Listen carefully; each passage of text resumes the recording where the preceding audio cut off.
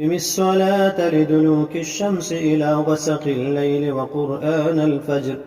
إن قرآن الفجر كان مشهودا ومن الليل فتهجد به نافلة لك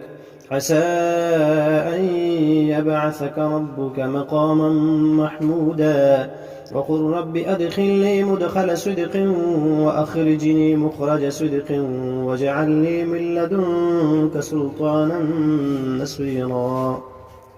وقل جاء الحق وزهق الباطل إن الباطل كان زهوقا وننزل من القرآن ما هو شفاء ورحمة للمؤمنين ولا يزيد الظالمين إلا خسارا وإذا أنعمنا على الإنسان أعرض ونأى بجانبه وإذا مسه الشر كان يئوسا